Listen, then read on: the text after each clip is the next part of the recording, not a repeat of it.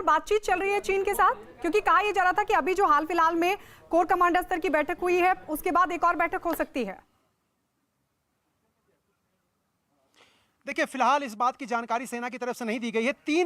तीन बार core commander स्तर की बातचीत हो चुकी है। जो 14वीं कोर यहाँ है, उसके लेफ्टिनेंट जनरल हरिंदर सिंह के नेतृत्व में 3 बार बात हो चुकी है। 2 बार मोल्डो में, 1 बार भारतीय पक्ष चुशुल में। इसके पहले 12 बार सैन्य अधिकारियों के स्तर पर बातचीत हो चुकी है। तो कुल 15 बार बातचीत हो चुकी है। अभी बातचीत चलती रहती है पर्दे के पीछे, उसकी जानकारी डिटेल अभी नहीं दी गई है। जहां तक अमिताभ जी कह रहे थे सीमा पर जो हालात हैं उसके संदर्भ में, गायत्री एक बात मैं बता दूं आपको कि जहां तक तिब्बत, जहां पर चीन ने अपनी सेना का जमावड़ा करके रखा हुआ है, 2003 में भारत और चीन के बीच एक समझौता हुआ था। उस समझौते के तहत भारत सरकार ने जो तिब्बत है उसको मान्यता दे दिया था। दुनिया के तमाम मुल्क अभी भी तिब्बत को चीन का हिस्सा नहीं मानते हैं, लेकिन हिंदुस्तान ने उनको मान्यता दी थी और उसके बदले में चीन ने कहा था कि हम सिक्किम को हिंदुस्तान का हिस्सा मान लेते हैं। लेकिन चीन की दिक्कत यही है कि बातचीत की टेबल पर जब वो बैठता है तो हर बात के लिए तैयार हो जाता है। डिसएंगेजमेंट, हाँ हम तैयार हैं। अपने इलाके में चले जाएंगे, हाँ हम तैयार हैं। सेना में कटौती करेंगे आप, हाँ हम तैयार हैं। लेकिन बातचीत की मेज से जैसे ही वो उठता है, फिर उसी चालबाजी और धोखेबाजी पर उतर आता है।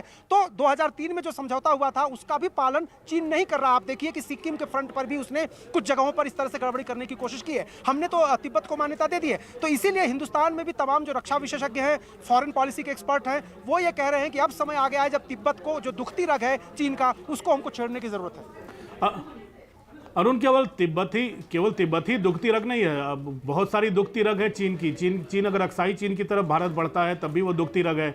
अगर भारत अरुणाचल प्रदेश में बहुत अगर सीमा से उनको ढकेलता है तो वो भी दुखती रग है। तो पूरे 4000 किलोमीटर पे अरुण चीन की दुखती रग बहुत ज़्यादा है। नेपाल भी चीन की दुखती रग हो सकती है अगर भारत वहाँ पर सीधा स्टेप करना शुरू कर दे। जिस तरह से मैत्री समझौते को चीन के बल पे और प्रधानमंत्री ओली ने गड़बड़ाने की कोशिश की है, जिस तरह से नक्शे बनाए नेपाल ने, तो चीन ने भारत को चारों तरफ से घेरने की कोशिश की है अरुण।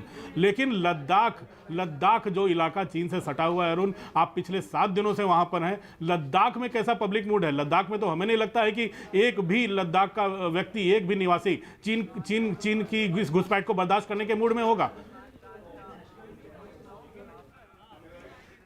देखिए, वैसे तो अमिताभ जी, आप हमारे पीछे कुछ हलचल हुई है और सारे कैमरे उधर, हेलीकॉप्टर एक आपको दिखाई दे रहा हो, उधर सबकी नज़र है।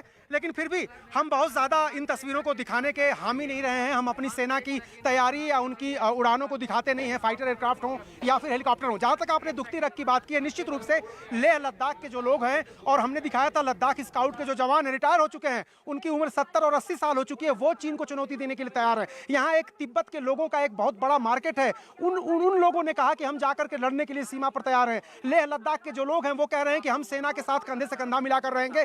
जो भी रसद सप्लाई करनी होगी, हथियार पहुंचाने होंगे, हम हमेशा तैयार हैं अपनी मातृभूमि की रक्षा के लिए। और जब से केंद्र शासित प्रदेश बना है लद्दाख, अमिताभ जी, बहुत ज्यादा फर्क आया है लोगों की सोच में। क्योंकि जम्मू कश्मीर से कहीं ना कहीं यहाँ के जो लद्दाख के लोग थे वो कटे हुए महसूस करते थे। वो कहते थे विकास की गंगा यहाँ तक आती ही नहीं है, हमको बहुत मुश्किल होती है कश्मीर और श्रीनगर तक पहुंचने में। तो यहाँ के लोगों का उत्साह पहले से ही दोगुना है केंद्र शासित प्रदेश घोषित किए जाने के बाद। और अब तो यहाँ के लोग सीधे सीमा पर जाने की बात करते हैं। और अमिताभ जी, आपने देखा था वो प्रोग्राम जो मैं लद्दाख स्काउट्स के लोगों के साथ किया था यहाँ लद्दाख से, और जो सैनिक हैं 70 साल एकदम फिट हैं, तैयार हैं जाने के लिए सीमा पर। और देशभक्ति की जो भावना है, राष्ट्र भक्ति की जो भावना है, यहाँ के लोगों पर इस समय उफान पर है।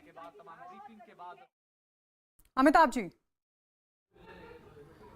बिल्कुल राष्ट्रभक्ति की भावना वहाँ उफान पर है अरुण। लेकिन एक चीज़ तो साफ है, बड़े बड़े घरेलू फ्रंट पे लगातार सवाल उठते रहे कि प्रधानमंत्री ठीक से लीड नहीं कर रहे, चीन के बारे में कुछ ज़्यादा बता नहीं रहे, चीन हमारी सेना में घुस आया। खासकर कांग्रेस पार्टी लगातार सवाल कर रही है, बाकी कोई पार्टियां सवाल नहीं कर रही हैं। लेकिन प्रधानमंत्री कथनी में नहीं, ज़्यादा करनी में यकीन रखते हैं अरुण। ये बात तो साबित हो रही है ना कि प्रधानमंत्री ज़्यादा जवाब देने में नहीं, सीधे देश की जनता, देश के जवान और सीधे चीन को ही संबोधित कर रहे हैं कि हम बर्दाश्त नहीं करेंगे। कथनी और करनी का तो कम से कम अंतर है ना। बार बार कहना तो कह के आप थोड़ी अपनी बात मनवा लेंगे, आप काम करके फ्रंट से लीड करके बात बनवाना, ये बात तो माननी पड़ेगी सबको देश में।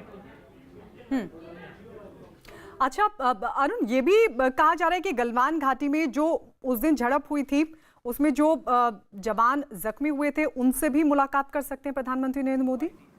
उस बारे में क्या जानकारी? देखिए, गायत्री, मैं वही आपसे कह रहा था बार बार कि प्रधानमंत्री के कार्यक्रम को इतना ज्यादा गोपनीय रखा गया है, उसकी वजहें हैं। मैं आपको जैसा कि बता रहा हूं कि पाकिस्तान और चीन दोनों के बीच का ये इलाका है जो लद्दाख है। एक तरफ पाकिस्तान है करगिल के पीछे, उधर पूर्वी लद्दाख के आगे उधर चीन है। तो दोनों हमारे दुश्मन मुल्क हैं। जैसा कि अमिताभ जी बता रहे थे, जितने भी रक्षा मंत्री हिंदुस्तान के रहे हैं, आप मुलायम सिंह की बात करिए, आप जॉर्ज फर्नांडिस की बात करिए, आप शरद पवार की बात करिए, सबने एक सुर में कहा था कि चीन हमारा दुश्मन नंबर 1 है। पाकिस्तान से निपटना हमारे लिए कोई बड़ी बात नहीं है, लेकिन चीन को देखते हुए तैयारी रखना बहुत जरूरी है। तो प्रधानमंत्री के कार्यक्रम की डिटेल जो है, उसकी फुटेज और डिटेल कुछ देर बाद आपको जरूर आपके साथ शेयर की जाएगी। लेकिन फिलहाल प्रधानमंत्री कहां हैं, वो क्या कर रहे हैं, इस बाबत कोई भी जानकारी हमारे साथ साझा नहीं की जा रही है। आपके पास सीधे तस्वीरें और वीडियो जरूर शेयर करेगा प्रधानमंत्री कार्यालय।